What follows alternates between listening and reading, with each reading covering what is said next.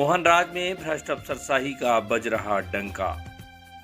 विधानसभा में गूंजा रीवा के भूमाफियाओं का मामला। प्रदेश में माफिया और भ्रष्टाचारियों का बोलबाला। जिम्मेदार अधिकारी दे रहे हैं संरक्षण। खासकर रीवा का प्रशासन तो पूरी तरह से बेलगाम और निरंकुश हो चुका है। जहां मृत हो चुके व्यक्ति का नकली दस्तावेज तैयार कर नटवर लाल ने बेच ली करोड़ों की जमीनें। रीवा जिले का यह बहुचर्चित जमीन का घोटाला शहर के हुजूर तहसील अंतर्गत रतहरा का है, जहां की करोड़ों रुपए की बेशकीमती जमीन दो पटवारियों तथा कुछ अन्य जिम्मेदार अधिकारियों की मिलीभगत से अवैध व फर्जी भूमाफियाओं के साथ मिलकर पार्टनरशिप करके संबंधित भूमि की खरीदी बिक्री की जा रही है, जिसमें तकरीबन 80 से अधिक प्लाटों की बिक्री की जा चुकी है और अभी भी धड़ल्ले से जमीन की बिक्री जारी है। प्रशासन के कई अधिकारी कर्मचारी भी प्लॉट खरीद कर रखे हुए हैं और भूमाफिया की पैरवी कर रहे हैं। जांच टीम कर रही है एसडीएम के स्थानांतरण का इंतजार। इस बहुप्रतीक्षित मामले की शिकायत हुजूर एसडीएम वैशाली जैन के पास की गई, जिसके बाद उन्होंने जांच टीम गठित कर दिया। लेकिन हैरानी की बात यह है कि जांच टीम में उन्हीं कर्मचारियों को शामिल किया गया है जो स्वयं इस कारोबार में संलिप्त हैं, और यही अधिकारी कर्मचारी जांच को प्रभावित कर रहे हैं। कुछ तो यह भी कह रहे हैं कि जांच अभी लेट करो, मामले को लटका कर रखो, आगे एसडीएम मैडम का स्थानांतरण हो जाएगा, उसके बाद मामले को फिर दबाने का प्रयास किया जाएगा। इस गंभीर विषय को लेकर विधानसभा में भी सवाल उठाए गए हैं। साथ ही गृह मंत्री एवं राजस्व मंत्री का ध्यान आकृष्ट कराया गया है, ताकि राज्य सरकार को पता चल सके कि प्रदेश कितना अपराध और माफियाओं से मुक्त है। क्या सरकार के दावे को प्रशासन नहीं सफल होने देना चाह रहा है? अपने आप में यह एक अहम सवाल है। जिस तरह से सरकार के दावे हैं, स्थिति ठीक इसके विपरीत है और पूरे प्रदेश भर में प्रशासनिक श्रेय से माफिया निरंतर फल फूल रहे हैं और निर्भीकता पूर्वक सरकार की आंखों में धूल झोंक कर अपराध को बढ़ावा दे रहे हैं। भ्रष्टाचारी कर्मचारी और भूमाफिया भ्रष्टाचार करने के लिए एसडीएम वैशाली जैन के स्थानांतरण का इंतजार कर रहे हैं। मामले की पैरवी कर रहे अधिवक्ता भानु प्रताप सिंह ने बताया कि रीवा जिले में इस तरह के भ्रष्टाचार का सबसे बड़ा उदाहरण देखने को मिला। यहाँ वर्तमान में सबसे बड़े भूमाफिया राज सिंह के पुत्र ऐश्वर्य सिंह अपने रिश्तेदार दिग्विजय सिंह, सचिन सिंह चंदेल, उपेंद्र सिंह आदि लोगों के साथ मिलकर हुजूर तहसील के कुछ कर्मचारियों, दो अन्य पटवारियों के साथ प्रशासनिक अधिकारियों की मिलीभगत से आपराधिक षड्यंत्र कर विषयांतर्गत भूमि, जिसके वास्तविक भूमि स्वामी शिवाजी सिंह पुत्र ध्वज प्रताप सिंह निवासी डडियामई मैनपुरी उत्तर प्रदेश है, इनके द्वारा इस भूमि को विजय बहादुर सिंह निवासी रीवा से क्रय किया गया था। इसके बाद शिवाजी सिंह की मृत्यु दिनांक 11 जनवरी 2014 को हो गई। उनकी मृत्यु के उपरांत भूमाफियाओं द्वारा अपने सगे रिश्तेदार दिग्विजय सिंह पुत्र राम अवध सिंह निवासी डीली गिरधर मिल्कीपुर जिला अयोध्या उत्तर प्रदेश का प्रशासनिक कर्मचारियों व अधिकारियों की मिलीभगत से आपराधिक षड्यंत्र कर शिवाजी सिंह पुत्र ध्वज प्रताप सिंह के नाम से कूट रचित पहचान पत्र प्रमाण पत्र बनवाकर संबंधित भूमि को अवैध प्रक्रिया से बिक्री की जा रही है। वहीं शिवाजी सिंह के वास्तविक वारिस उनकी पुत्री मांडवी सिंह एवं पुत्र शिवेंद्र विक्रम सिंह न्याय के लिए भटक रहे हैं। बावजूद इसके रीवा जिले के अधिकारियों द्वारा उन्हें न्याय से और अपनी संपत्ति के मौलिक अधिकार से वंचित रखा जा रहा है। यही नहीं बताया जा रहा है कि इन्हें इन भूमाफियाओं से जान का भी खतरा बना हुआ है। मामला यह है कि रतहरा में 4 किता जमीन है, 38, 40, 41, 42, जो लगभग 30 एकड़ है और उसके जो भूस्वामी है ये कोई पैतृक जमीन नहीं है। रजिस्टर्ड विक्रय पत्र से सन 1972 में शिवाजी सिंह नाम के व्यक्ति ने क्रय की थी और जो शिवाजी सिंह थे वो डढ़ियामई मैनपुरी उत्तर प्रदेश के निवासी थे और वो क्रय करने के बाद फिर जब उनके वारिस सब देखते थे। उनके उसके बाद चले गए अपने गांव और यहाँ उनके भांजे लोग जमीन का उपभोग करते थे। सन 2014 में उनकी डेथ हो गई, डड़ियाबाई मैनपुरी को। डेथ होने के बाद उनके अब जो वारिस बचे, एक पुत्री है मांडवी सिंह और एक शिवेंद्र विक्रम सिंह उनके पुत्र हैं जो आगरा में रहते हैं। उनको जब जानकारी हुई कि हमारे पिता की ज़मीन है तो उन्होंने फिर तहसील न्यायालय में वारिसाना नामांकन का आवेदन पत्र प्रस्तुत किया। इस बीच में चंद लोगों की सहायता से एक नए शिवाजी सिंह का जन्म हो गया और उन्होंने तहसील न्यायालय में आवेदन पेश किया कि मैं शिवाजी सिंह हूँ, मैं जीवित हूँ, मेरी कोई ला औलाद नहीं है और इस जमीन का मैं मालिक हूँ।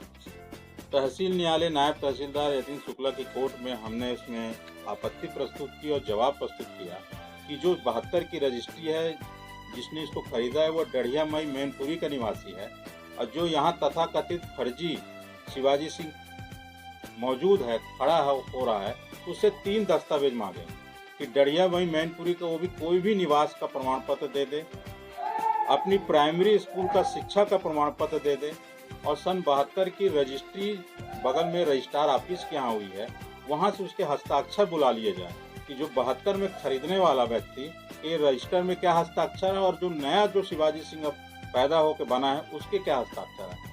तो नायब तहसीलदार ने दस्तावेजों की न तो कोई जांच की और न कोई किसी प्रकार की प्रमाणिकता की जांच की और जो वास्तविक वारिसान है शिवाजी सिंह के, मांडवी सिंह और शिवेंद्र विक्रम सिंह, उनका आवेदन पत्र बिना जांच किए, जो इतना बड़ा फर्जीवाड़ा हो रहा था, कम से कम उनको जांच करनी चाहिए थी और उनको अधिकारिता थी कि यह तय करते कि वास्तविक शिवाजी सिंह कौन है, वास्तविक शिवाजी सिंह वाकई मरा है कि नहीं मरा है।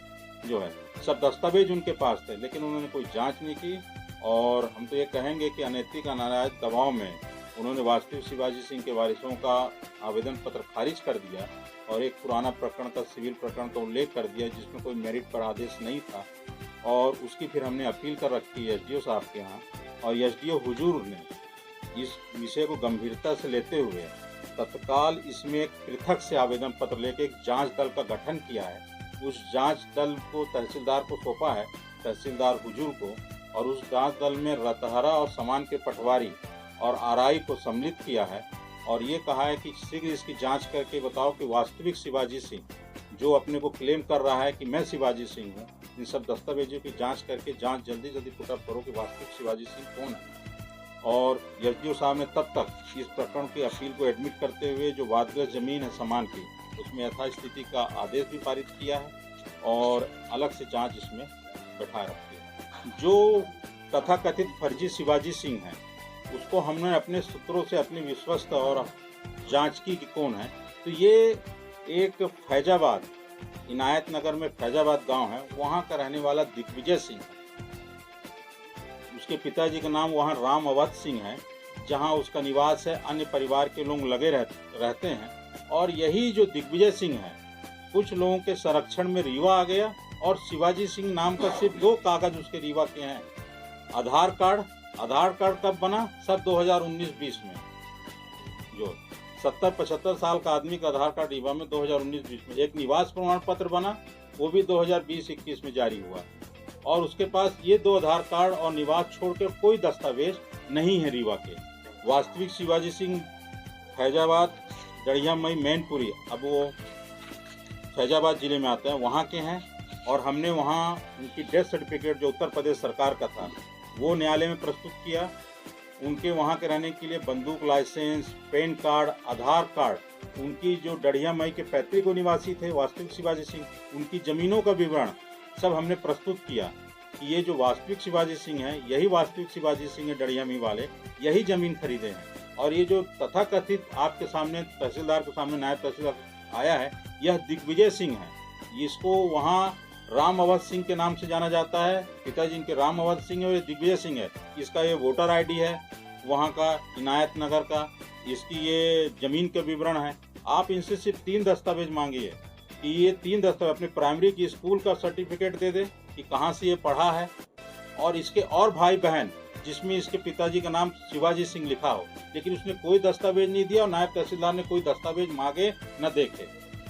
इसमें जो इसके पीछे आदमी, क्योंकि ये बाहर का, इसके पीछे जो आदमी है कुछ पता चला कौन है जो इससे नायब तहसीलदार के यहाँ जब प्रकरण चल रहा था तो वास्ते इनके तरफ से आपत्ति राजेंद्र सिंह राज जो गुड़ चौराहा में रहते हैं, उन्होंने शिवाजी सिंह के तरफ से एक आपत्ति प्रस्तुत की थी कि वास्तविक शिवाजी सिंह जीवित हैं और जमीन इनके नाम करनी चाहिए। तो हमारे समझ से तो चूंकि आपत्ति उन्होंने न्यायालय में प्रस्तुत की, राजेंद्र सिंह राज अपना भी पक्षकार बनने का आवेदन प्रस्तुत किए थे, फिर उनका आवेदन निरस्त हुआ, तो फिर वास्तविक जो तथाकथित फर्जी शिवाजी सिंह है उसके तरफ से आवेदन आया। तो हमारे समझ में तो जो चूंकि आपत्ति राजेंद्र सिंह राज गुड़ चौराहा के हैं उनके द्वारा प्रस्तुत की गई थी, तो हम तो यही मानेंगे कि इनका जो संरक्षण और इनके जो जन्मदाता हैं राजेंद्र सिंह राज ही हैं।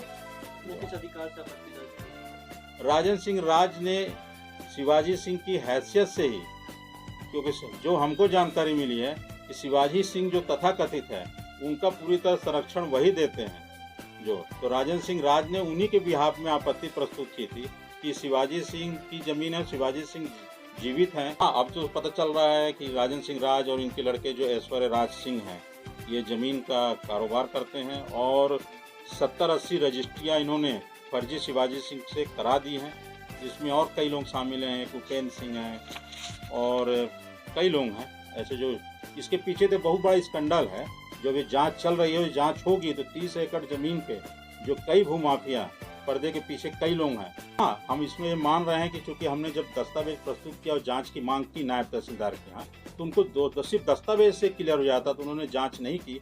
तो कहीं न कहीं संलिप्तता इसमें प्रशासन की भी है, इतने गंभीर विषय में कि कोई एक वास्तविक व्यक्ति जो मर गया है उसके बच्चे भटक रहे हैं और फर्जी शिवाजी सिंह बन के जमीन का उपभोग कर रहे हैं। कहीं न कहीं प्रशासन की लापरवाही कमजोर हुआ है। इस बड़े घोटाले को लेकर जब हमारी बात रीवा कलेक्टर प्रतिभा पाल से हुई तो उन्होंने मामले की जांच और कार्यवाही का आश्वासन दिया।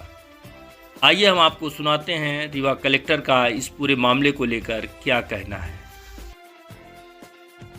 ये केस निजी जमीन पर कूट रचित दस्तावेजों के माध्यम से फर्जी प्लॉटिंग का विषय है और इसमें एसडीएम हुजूर द्वारा कार्रवाई भी की जा रही है। कॉलोनाइजर एक्ट में जो ग्रामीण क्षेत्र हैं अपने शहरी सीमा से बाहर के, उनमें सभी एसडीएम्स को अपने अपने कार्यक्षेत्र में इस तरीके की कार्रवाइयाँ करने के लिए हम लोगों ने अधिकृत किया है। और ये केस इस प्रकार का है कि प्रथम दृष्टया ये संज्ञान में आ रहा है कि ये भूमाफिया प्रकार का केस है, तो इसको हम लोग गंभीरता से इसकी जांच होगी और जांच करने के बाद संबंधित व्यक्ति के विरुद्ध जो भी सुसंगत धाराएं हैं उनमें कड़ी कार्रवाई की जाएगी। एक विषय इसमें मैम ये आ रहा है कि कुछ जो पटवारी हैं वहाँ की वो भी इसमें मिले हुए हैं और वो स्वयं उस प्लॉटिंग में पार्टनर बने हुए हैं। यदि किसी भी राजस्व अधिकारी की संलिप्तता, चूंकि जांच एसडीएम हुजूर के द्वारा की जा रही है, और किसी भी राजस्व अधिकारी या किसी भी शासकीय अधिकारी की संलिप्तता कर्मचारी की ऐसी कहीं पाई जाएगी तो निश्चित रूप से उनके विरुद्ध भी कड़ी कार्रवाई होगी। उन्हीं लोगों को जांच टीम में भी शामिल किया गया है जो लोग इसमें इन्वॉल्व हैं। चलिए हम जांच कराएंगे। जांच करने के बाद रजिस्ट्री को कैंसिलेशन का अपना एक प्रक्रिया होती है जो सिविल कोर्ट के माध्यम से होती है। तो जांच के फैक्ट्स पहले एक बार पूरे क्लियर हो जाएं, तो उसके बाद उनमें क्या करेक्टिव मेजर्स लेने हैं उसमें हम लोग कार्रवाई करेंगे।